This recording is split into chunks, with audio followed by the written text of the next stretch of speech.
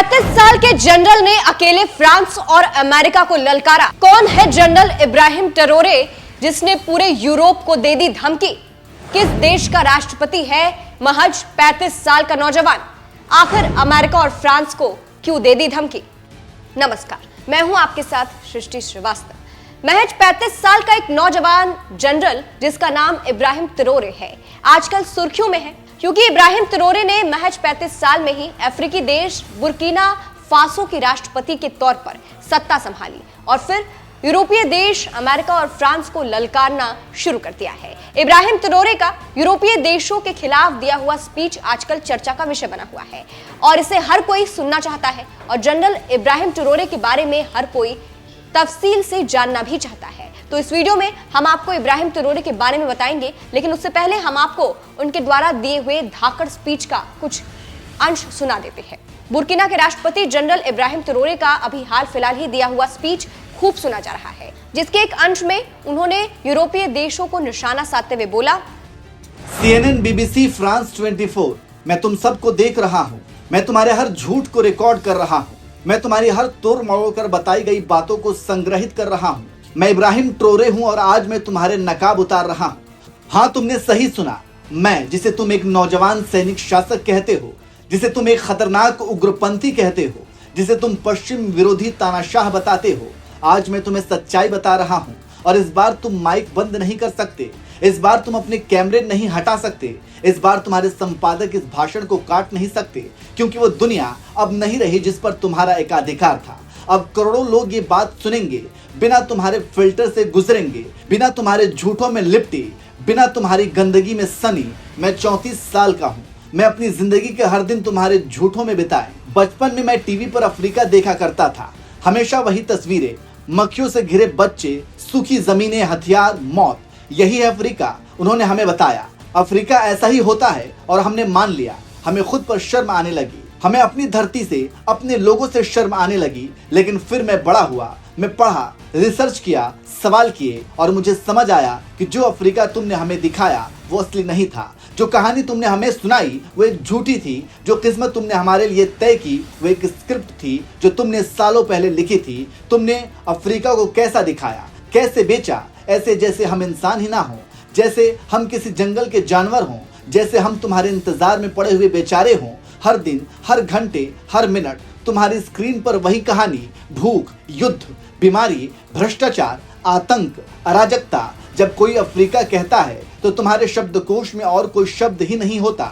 ना उम्मीद, ना सफलता, ना विकास, ना प्रतिरोध, ना इज्जत, ना गर्व, ना जीत। तो मैं तुमसे पूछता हूँ, New York times, Washington post, guardian, ले मोंडे, कभी अफ्रीका की कामयाबियों को अपनी हेडलाइन बनाया? कितनी बार तुमने रवांडा के टेक्नोलॉजी क्रांति के बारे में लिखा? कितनी बार तुमने इथोपिया के पुनर्निर्माण प्रोजेक्ट को दिखाया? कितनी बार तुमने बोत्सवाना की लोकतांत्रिक सफलता की तारीफ की? कितनी बार तुमने केन्या के एंटरप्रेन्योरशिप की कहानी सुनाई? नहीं, क्योंकि ये सब तुम्हारे स्क्रिप्ट में फिट नहीं बैठता। तुम्हारे अफ्रीका की कहानी में अफ्रीका सफल नहीं हो सकता। अगर अफ्रीका को मदद की जरूरत नहीं है तो तुम कैसे हस्तक्षेप करोगे? अगर हम पिछड़े नहीं हैं तो तुम हमें नीचा कैसे दिखाओगे? क्या कभी तुम्हारे किसी संपादक, किसी रिपोर्टर ने यह सोचा है दुनिया के सबसे अमीर जमीन पर बसे लोग गरीब क्यों हैं? तो लीजिए असल आंकड़े। दुनिया का 70% कोबाल्ट अफ्रीका के पास है। तुम्हारे फोन, लैपटॉप, इलेक्ट्रिक कार इसके बिना नहीं चलेंगे। ये कोबाल्ट कांगो से आता है, लेकिन वहां के लोग मोबाइल नहीं खरीद सकते। दुनिया का 90% प्लेटिनम अफ्रीका से, साउथ अफ्रीका से, और वहां के लोग बेरोजगारी में डूबे हैं। 30% सोना माली, बुर्किना फासो, घाना, तंजानिया। सोना नदियों की तरफ बहता है लेकिन लोग गरीबी में तैरते हैं। 65% हीरे Botswana, Angola, Congo, Sierra Leone. अरबों डॉलर के हीरे निकाले जाते हैं लेकिन मजदूर $1 रोज कमाते हैं। 35% uranium niger, Namibia, south Africa. Paris की लाइटें हमारे यूरेनियम से जलती हैं लेकिन हमारे गांव में बिजली नहीं। और तुम पूछते हो अफ्रीका गरीब क्यों है? सही सवाल यह है कि अफ्रीका को इतना अमीर होते हुए गरीब कैसे बनाए रखा गया? जवाब है, उपनिवेशवाद कभी खत्म नहीं हुआ, उसने बस रूप बदला। पहले तुम हमारे देश पर कब्जा करते थे, अब तुम कंपनियां खोलते हो। पहले तुम जबरदस्ती लेते थे, अब तुम समझौते करवाते हो। पहले तुम कोड़े से शासन करते थे, अब तुम कर्ज देकर।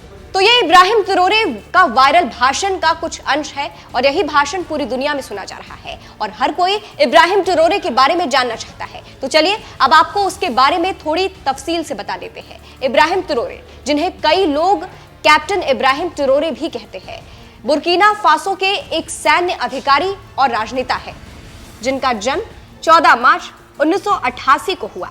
उन्होंने सितंबर 2022 में हुए तख्ता पलट के बाद अंतरिम राष्ट्रपति के रूप में सत्ता संभाली और अब बुर्किना फासो के राष्ट्रपति है। इस तरह से वे दुनिया के सबसे युवा राष्ट्रीय अध्यक्ष है। कैसे शुरू हुआ इब्राहिम ट्रोरे का करियर? ट्रोरे साल 2010 में सेना में शामिल हुए थे। जॉर्जिस नामोनो मिलिट्री एकेडमी में ट्रेनिंग ली। साल 2012 में द्वितीय लेफ्टिनेंट के रूप में स्नातक किया और 2014 में लेफ्टिनेंट के रूप में कार्यरत हुए। राजनीतिक करियर की कैसे हुई शुरुआत? सितंबर 2022 में तख्ता पलट के साथ ट्रोरे की राजनीतिक करियर की शुरुआत हुई। उन्होंने अंतरिम राष्ट्रपति के रूप में काम किया और बाद में साल 2024 में उन्होंने राष्ट्रपति पद के लिए चुनाव जीता और फिर राष्ट्रपति बन गए। ट्रोरे हमेशा से कैपिटलिज्म के विरुद्ध रहे हैं और हमेशा यूरोपीय देशों की नीतियों की आलोचना करते हैं। इसी कड़ी में इन दिनों उनके भाषण का अंश खूब सुना जा रहा है। वैसे इब्राहिम ट्रोरे ने यूरोपीय देशों और उनके मीडिया संस्थानों को लेकर जो कुछ भी कहा, उसे आप कैसे देखते हैं, हमें कमेंट करके जरूर बताएं।